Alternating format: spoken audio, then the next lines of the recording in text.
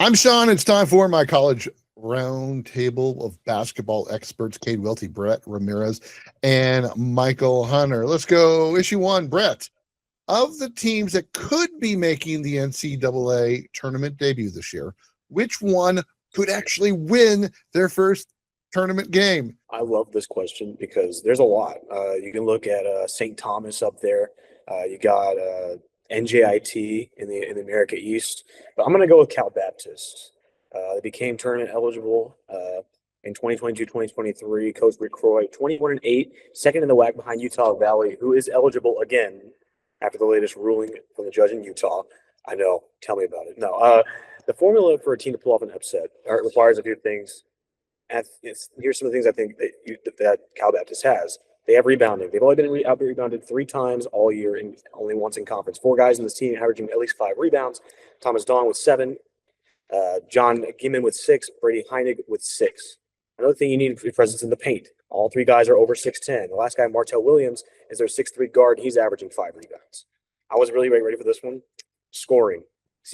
Cal Baptist isn't afraid to play different styles of games. Had a game against Eastern Washington where they had to win in a shootout 88-83. Also won a slugfest against Southern Utah with 58-55 where they had 32 points in the paint. What you need, especially in a team like this, is you need a guy to go to, and that's Dominic Dom Time Daniels Jr. I love that kid. He's been a star scoring the basketball on the individual level. 5'10" senior from Compton. He's averaging 22.4, sixth in the country with nearly 4 rebounds a game and 4 assists a game. In two games against Big 12 opponents this year, Utah and Colorado, he had 31 and 25 with a 47-point career high against Utah Valley. I think I'm trying to think like a player. I think Max Asmith back when Oral Roberts went on that run in 2021. This is what we're kind of dealing with in terms of Dominic Daniels. Besides him, Martell Williams, like I talked about, is averaging nearly 14 a game, shooting 35% from deep, but really thrives in getting the rim and finishing. Besides those, you have a balanced attack with 5 more players averaging at least 5 a game. If you're a 3 seed, you have to go against Cal Baptist and say San Jose. That's an hour drive from Cal Baptist University, and I think a great contingent from them is they're going to go and cheer on the Lancers. I'm really excited to see if they make March. And anyone on that 3 line, Haslam has Gonzaga, Purdue, Nebraska, Virginia. Boy, those are all upset specials. Cade, what you got? I was going to go with St. Louis, but they've been struggling here in the month past in the A-10, so I'm going to take the layup and take Nebraska, right? They haven't won a tournament game, but I don't expect them to go far. Let's get that squared away. I don't expect them to go far. You said to win 1 game. I did. They could win 1 game. It's going to take a matchup where they can just play physical and not be out physical. I know that sounds really simple and easy, but the Big Ten's full of a bunch of big teams, and depending on how the seeding plays out, they could do it, folks. The Cornhuskers could win a game in March. Yay! Eric Haslam will be so proud. Mychal, issue 2. Which coach can take a big step towards solidifying his legacy during the tournament this year? I think there's a couple options, and it may be a collision course type situation. I think the first one and probably the most obvious one is Tommy Lloyd. First job is a huge job. He goes from Mark Few's bench to the Arizona head spot, which is one of the best jobs in the entire nation. And first 5 seasons, he wins 33, 28, 27, 24, and currently has 28 this season. So I think if he can get out there and win a national championship, and this is probably the best team that he's had, then he's 5 years into his career, and he's established himself as one of the best coaches in that program's history, along with the great Lute Olson. I think Calvin Sampson could be interesting as well. One of my personal favorites. I love that Houston program, and I think a national championship, which is not outside the realm of possibilities for the Cougars this year, would kind of be a cherry on top for a wonderful career for Sampson. And I would kind of wonder about how he feels about going out on that note. I think he's not real old, but in the life of NIL, you're seeing a lot of these coaches that seem like lifers kind of drop off, and they get into the media booth and the commentating. There's no recruiting, there's no road trips, there's no curfews that you need to track, any of that. It's just go on TV and talk about basketball. And I think, that seems pretty inviting. So I would look at definitely Sampson and Lloyd can solidify themselves. And another young guy I think that could take a big step is Dusty May at Michigan. If he's somehow able to win a national championship, he becomes a rock star for the next 20 years in Ann Arbor. So, those guys can really solidify themselves as the best coaches maybe in their program's history. Brett. I'm going to go with Josh Schertz. He's already going to be a very hot commodity this offseason. You think about St. Louis, they went 19-15 last year, and then he brought them out of the brink of collapse this year. When he was at Indiana State, he went, I believe it was 32-7. They were looking like they could potentially get an at-large bid. Then they took a Q4 loss to Illinois State late in the year, and that doomed their chances. And then they lost in the NIT championship to Seton Hall. So if I'm Josh Schertz, if I get this team, if I get this St. Louis Billikens squad to keep going to the tournament, you're looking at a multitude of things. You're like, you could be one of the best coaches in the country. You could be like Ben McCollum and continue and get that dream job that you want, or you can stay put and put St. Louis on the map. So you got a lot of options coming out of what happens in March. I will take either of those answers from either of you, but I'm going to go Dan Hurley. Dan Hurley winning a third national championship. Does it? I mean, the perception of him isn't that he's a great coach, though, right? It's that he's a prick. Can he keep himself under control? I think is the biggest question right now, because I think that's more likely to lead to his demise than any kind of performance on the court. I think that's the biggest part of his legacy that he really needs to repair, or people will not include him in any lists, when they're talking about Dean Smith and John Wooden and Coach K. He won't be there because he was a jerk. But it doesn't really matter because of one thing and one thing only. All they care about is the wins. UConn fans, sure. Yeah. When you say championships, you don't talk about players or coaches. They talk about championships. Everyone wants to bring up, people that have gone to the NBA and done things. But you go and you ask, did they win a championship? Mm-hmm. But you can be one of the best players in the world. You can be one of the best coaches in the world. Did you execute at the highest level at the best time? And if you do that 3 years, I don't care if you're a prick. There are days, Mychal, that, you and I will. But if you have that conversation right now, how many people say Bobby Knight when they talk about the greatest coaches in history? Well, I would. I've met Bobby Knight. So have I. Briefly, I've worked with Bobby Knight. But at the same time, he's still a prick, but he's still one of the best coaches of all time. Where we remember him at Indiana. Go ahead. You could be looking at the next Bobby. I mean, you talk about three national. That's how many Bobby Knight won. Yep. He won 3 national championships with Indiana and threw a chair at somebody. It's like, right. But when say, I mean, you guys are substantially younger than we are. If I asked you guys to list the top 8 coaches in college basketball history, would Bobby Knight be a thought? Would he be on that list? Probably. I don't know. How long do I have? No, you don't have. You by asking that question, you're already out of time. Okay. Well, I mean, let's just narrow it down here. The top 10 coaches in no order: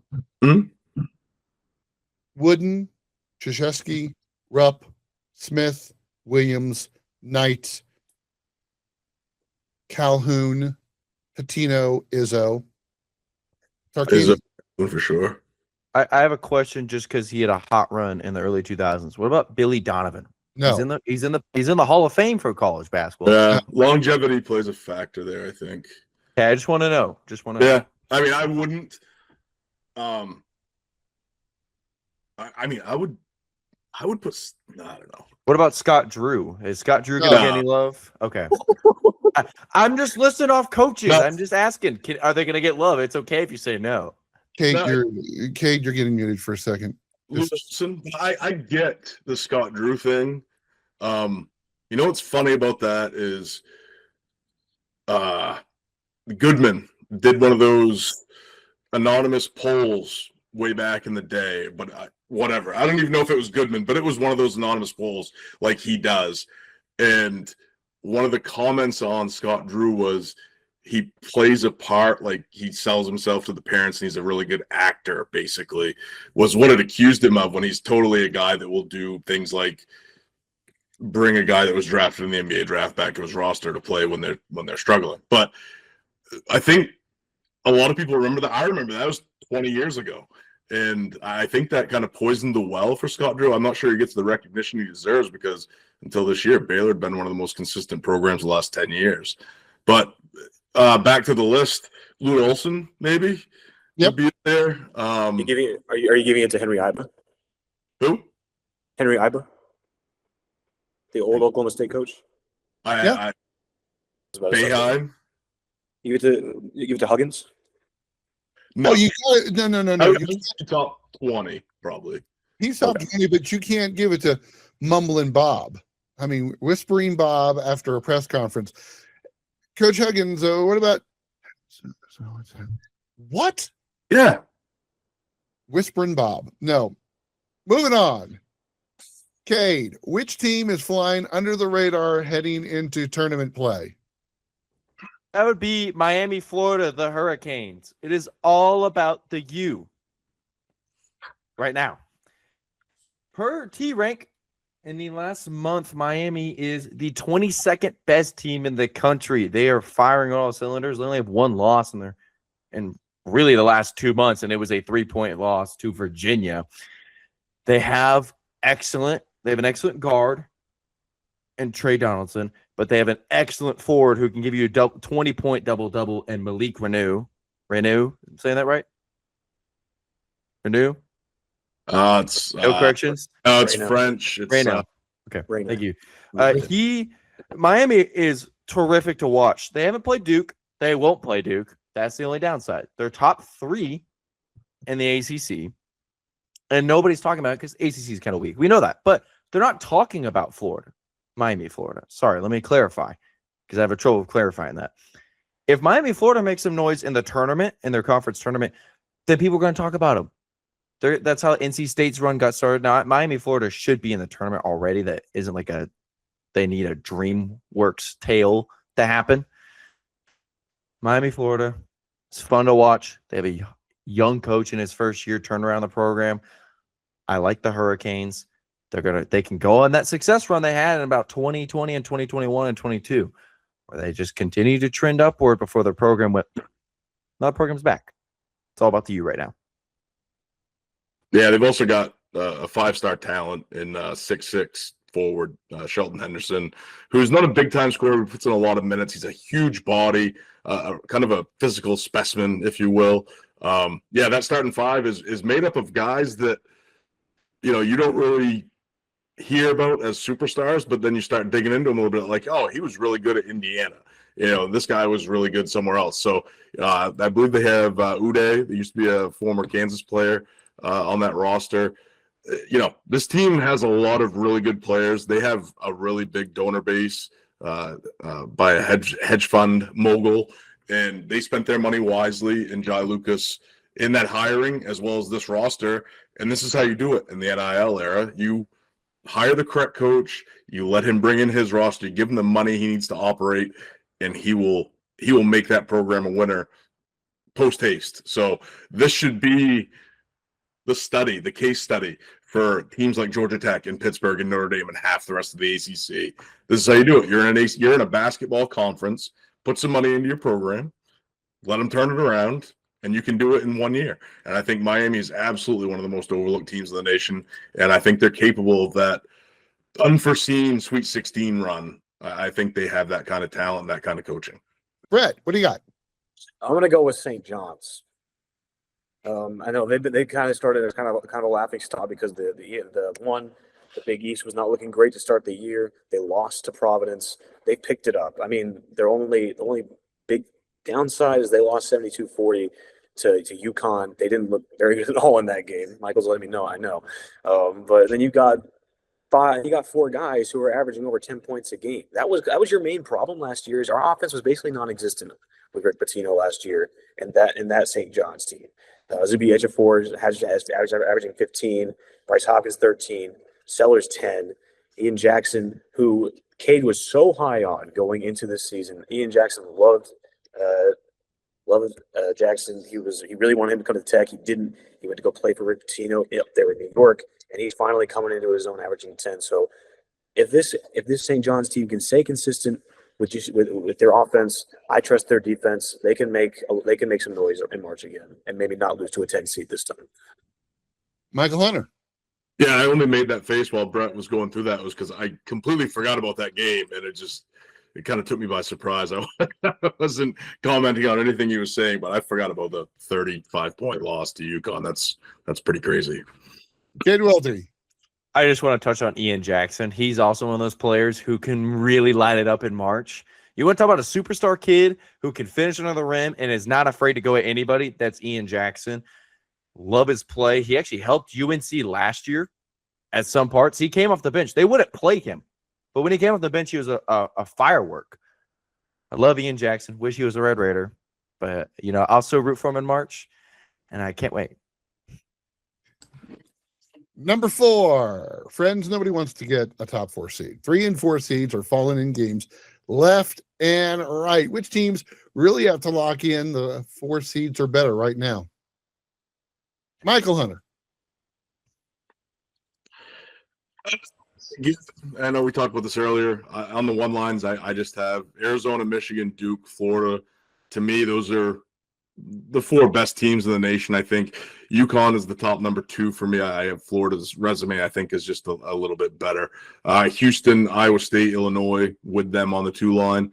The 3 is where it starts getting a little murky for me. I don't love Purdue, but when you look at everybody's resume, the Boilermakers are somebody I would look. If I'm going to pick a 3-14 loss, Purdue is probably the team to pick, despite their overwhelming talent, I think, in their starting 5. But Virginia, Michigan State, Texas Tech, I also have on the 3 line. That win over Iowa State, shows the upside of what the Red Raiders can do even without JT Toppin. They got that 3-headed backcourt. They got shooting. They got defense. Christian Anderson has obviously decided that he's just going to do everything and make people try to stop him. So I think he's going to emerge as one of the best players in the nation here over the next couple of weeks. On the 4 line, I have Kansas right now because, they do have 8 quad 1 wins, and, nobody else can really match that. I think they have a high upside with their amount of talent, their defense in the paint, their rebounding. And they've got some Swiss Army knives on that team in McDowell and Trey White that can do a lot of different things in the court. I think they're really versatile. I guess Gonzaga would make the 14th team that I have locked into those top 16, but with the way things shift around this year and anybody can literally lose to anybody, I'm not sure anybody's really dialed in outside of those top 8 seeds, but that's where I would go if I was seeding them right now. Cade Welty. I have a team that could actually flip it and go into the 4 seed, where I think right now on Dom, he has them as a 5, and that's Arkansas. Arkansas needs a solid SEC tournament to lock up a 4 seed, because on that fringe 4 line is Alabama, Virginia, Gonzaga, and Kansas for Dom, right? Kansas just lost, so they could probably fall back. And if they have a poor tournament in the Big 12, they could fall out of that 4 seed pretty easy. Same with Alabama. Alabama is kind of up and down. Virginia's pretty safe because the ACC is pretty weak, but a disappointing loss there could happen. And if Gonzaga doesn't win the WCC, we have a big issue there. The reason why I like Arkansas, and I think they should be a 4 seed, is I got the pleasure of seeing them in Arlington back in December. Not Arlington, Dallas. Whoa, don't know where that happened. That won't happen again. Got the pleasure of seeing them with Brett, and they were dynamic. You have Acuff. Everyone knows about Darius Acuff. But Trevor Brazil is a big body who can knock down threes and also get rebounds. They're a really fun team. Malik Thomas is also just not getting talked about because of Acuff overshadowing him. You have Billy Richmond as well. You have Ewan. You have Wagner. They're a very guard-heavy team built on forward speed, fast, the Calipari way. We all know how that works. Arkansas can easily get a top 4 seed if they just take care of their job in the SEC tournament. You just have to play Florida in the championship game. It's okay if you lose by 40. Everybody's losing 40 to them. It's okay. But if you finish top 2, you get 4. Brett. I'm going to go off of what Cade just said. I really like that you mentioned Billy Richmond because he's basically become the second option in the Arkansas offense. You look at the past few games, 25, 20, 21, 23, 22, had 8 and 9 against Texas, and you don't need that much offense because you win the game. I love Billy Richmond, the way he's been playing lately. And, you talk about Gonzaga. They just lost to St. Mary's in their final regular season game in the WCC. If they don't do well in the WCC tournament, like you said, Cade, it gets really murky. And then you also saw how much they really need Braden Huff to play well to go deep in March. You saw what happened against Portland. So Gonzaga is going to be a really interesting commodity come March, and Mr. Sweet 16 is going to have some interesting games to play. So, Mychal Hunter. Yeah, just speaking to both of these guys' points. One real quick thing: the sheet that we're looking at for Dom doesn't have it's marked the 3rd, so it doesn't have that win against Texas for Arkansas. So they may be a little bit higher currently than what we originally thought. And I also want to bring up Trevin Brazil for Arkansas as well. I mean, he's a good big man. He had 28 in that win against Texas. So, he's been around forever. It feels like he's in his 7th year, but it's only his 4th somehow. But, I mean, he's crazy athletic. He can shoot the ball a little bit. He's definitely capable of scoring points in the bucket. And then DJ Wagner can kind of do it all. He's somehow been lost in the shuffle on this Arkansas team because everybody talks about Acuff, rightfully so. I think needs-based in the NBA draft, he could absolutely be the number 1 pick in the draft. But Billy Richmond is becoming a star this year. So Wagner's kind of taken a step back from the spotlight. But, this team has 7, 8 talented guys that can do a lot of damage on the court. Guys, which team has to win their conference tournament to make it to the tournament now? Mychal, you can't say Miami of Ohio. I'm having severe deja vu here. I said it once. I'll say it again. The Cincinnati Bearcats have to. Per T ranked, they're the 6th best team in the country in a month. This is off February 5th to now, which is March 5th of recording. They're really good. But then their only lone losses to now number 10 Texas Tech at their place, and they got bodied by them. We watched it live. Me and Brett kept saying no, Baba, for Baba Miller. And outside of that, they've looked fantastic. Their defense is lethal. They have scores. It's kind of been a share the love game. It's one game, this guy balls off. Now the next game, this guy's going to ball out. Cincinnati has to win it just because of how they kind of start conference play. Yes, you got a big win at Iowa State, but after that, you fell off the planet. Wes Miller was saying, I need to be better or I'm going to be fired to his own fans. Cincinnati is playing for their right to be in the tournament. Wes Miller is playing for his right to keep his job, and the Bearcats playing for the right to say, we are from the Big 12. You win that tournament, you're in March, and then things get real spicy if that happens, because then it's a 9th to maybe 10th team in March Madness from the Big 12. Oh, boy. Buckle in. Brett. Say it again. It's New Mexico. The record is looking really good. The metrics aren't there. According to Ken Palm, you got the 77th rated offense and the 37th ranked defense. They have losses to Nevada. They lost to Boise State, who lost to Hawaii Pacific to start the year. And most recently, you just took an L at the pit to Colorado State. And you're about to go to Utah State to finish off the regular season. So, you talk about the entirety of the Mountain West, how there might be a one big league, Mychal. It's very possible. If New Mexico wants any chance to get into the tournament, I think they're gonna have to win it unless they take this one from Utah State in Utah. Wrong. The answer is TCU or San Diego State. San Diego State, Aztecs losing 4 out of the last 5. Horned Frogs with losses to Utah, Colorado, home versus New Orleans. A quad 4 loss should keep you out of the tournament, and then losing to Notre Dame was just an embarrassment. Just an embarrassment. Mychal, what you got? There's no possible way that TCU's not included. And they just beat Texas Tech, for God's sakes. I mean, what do you want? I'm going to go with my original answer from earlier. USF. Brian Hodgson's about to be, or sorry, Hodgson. There's not a second D. He's about to be one of the hottest commodities on the free agent market as far as coaches go. USF, though, they need to win the American to get into the tournament. They just don't. They don't have the resume. They've got a nice win over Utah State. They've got another okay-ish win at Tulsa. After that, it's real thin, guys. This team doesn't have it. You can't put them up against any of the other of the three Mountain West teams that are tournament worthy, I think, and expect them to be better, especially if New Mexico wins the Mountain West automatic berth. You can't put USF against San Diego State and Utah State, despite the head-to-head win. Yes, I know I just said that, but Utah State is still a better team, I think, overall. So yeah, USF definitely my pick. Yeah, Michael, I'm going to piggyback off you a little bit. You talked about USF and the American Conference. So is the Wichita State Shockers. They have to win that. We all love some Wichita State basketball. The history's great there, but they have to. You talked about the Tulsa Golden Hurricanes.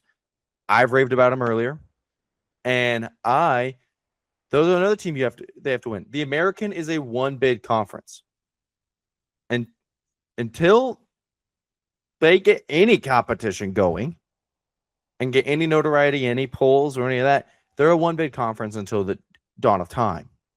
So that's the top three, really. And I could pick any of those three to win this conference, and I wouldn't be shocked to see them being the American representative at all, Brett. Sean, which conferences overall do you trust heading in to March Madness? Simple and easy answer. None of them. Duke looks nasty in the ACC, but Virginia should be flogged for losing to Butler.